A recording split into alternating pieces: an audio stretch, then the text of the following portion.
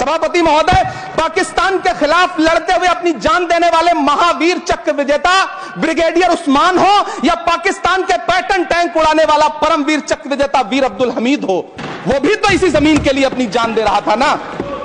और मंत्री जी, मैं इस सदन में अलल ऐलान ये कहता हूं कि जब भी इस देश की जमीन को लहू की जरूरत होगी, आपसे 2 कदम आगे इमरान खड़ा मिलेगा, ये मैं आपसे यकीन दिलाते हुए कह रहा हूं। नीतीश कुमार जी हो, चंद्रबाबू नायडू जी हो, चिराग पासवान जी हो, जयंत चौधरी जी हो, देवे गौड़ा जी हो, जीतन राम मांझी जी हो, सबको समझना पड़ेगा कि जब जंगल में आग लगती है तो न वो बरगद बचते हैं जो हवा को आंधी में तब्दील करते हैं, न वो बांस बचते हैं जो आपसी रगड़ से चिंगारी पैदा करते हैं।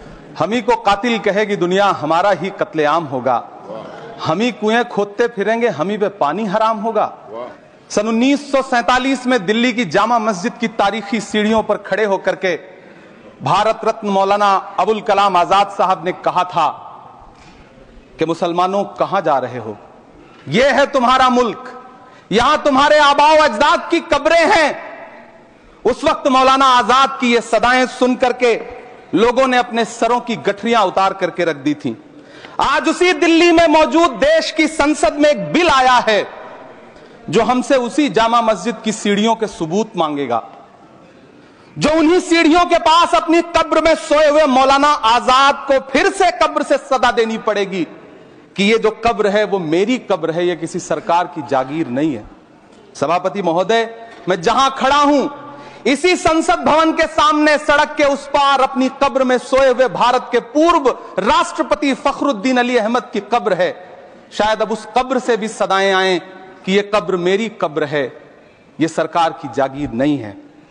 सभापति महोदय, मैं वक्फ कानूनों में किए जा रहे संविधान विरोधी बदलावों के खिलाफ बोलने के लिए खड़ा हुआ हूं। संविधान का आर्टिकल 14 हो, 29 हो, 30 हो, चीख चीख कर कहता है कि देश में सब बराबर के हकदार हैं। आर्टिकल 26 कहता है कि सबको अपने अपने मजहबी कामों के लिए मंदिर, मस्जिद, गिरजाघर, गुरुद्वारों का निर्माण करने का हक है और उसका रखरखाव का भी हक है।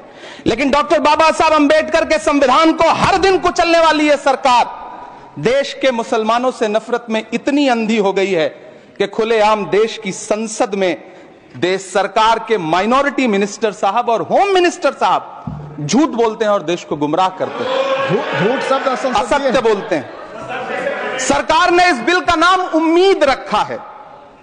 मंत्री जी, कल से इसे देश के मुसलमानों के लिए नई उम्मीद बता रहे हैं। नहीं मंत्री जी, न तो यह बिल मुसलमानों के लिए नई उम्मीद है और न ही उम्मीद की नई किरण। सभापति महोदय,